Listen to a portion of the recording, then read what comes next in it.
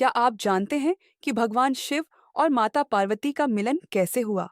बहुत समय पहले हिमालय पर्वत के राजा हिमवान और उनकी पत्नी मेना के घर एक दिव्य कन्या का जन्म हुआ। उस कन्या का नाम रखा गया पार्वती। जन्म से ही पार्वती बहुत सुंदर और दिव्य आभा वाली थी।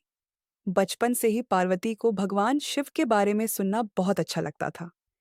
धीरे धीरे उनके मन में शिव जी के प्रति गहरी भक्ति और प्रेम जाग उठा। उन्होंने मन ही मन संकल्प लिया कि वे विवाह करेंगी तो केवल भगवान शिव से ही करेंगी। उधर कैलाश पर्वत पर भगवान शिव गहरी तपस्या में लीन थे। उन्हें संसार की किसी भी चीज से कोई मतलब नहीं था। पार्वती रोज शिव जी के पास जाती, उनके आसपास की जगह को साफ करती, फूल चढ़ाती और चुपचाप उनकी सेवा करती। लेकिन शिव जी अपनी तपस्या में इतने लीन थे कि उन्होंने पार्वती की ओर ध्यान नहीं दिया। उसी समय एक शक्तिशाली असुर तारकासुर देवताओं को परेशान कर रहा था। देवताओं को पता था कि उसे केवल शिव जी के पुत्र ही हरा सकते हैं।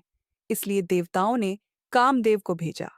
कामदेव ने अपना फूलों का तीर शिव जी की ओर चलाया ताकि उनकी तपस्या टूट जाए। लेकिन जैसे ही शिव जी की तपस्या भंग हुई, वे क्रोधित हो गए और उन्होंने अपनी तीसरी आंख खोल दी। उस दिव्य अग्नि से कामदेव तुरंत भस्म हो गए। यह देखकर पार्वती डर गई, लेकिन उन्होंने हार नहीं मानी। उन्होंने हिमालय की बर्फीली पहाड़ियों में जाकर कई वर्षों तक कठोर तपस्या की। आखिरकार पार्वती की अटूट भक्ति से भगवान शिव प्रसन्न हो गए।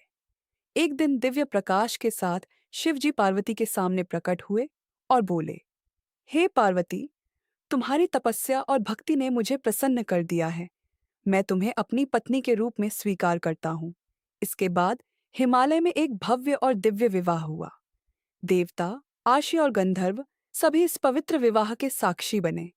इस प्रकार भगवान शिव और माता पार्वती का पवित्र मिलन हुआ, जो शक्ति और शिव के दिव्य संतुलन का प्रतीक है। अगर आप भी महादेव के भक्त हैं, तो कमेंट में लिखिए, हर हर महादेव।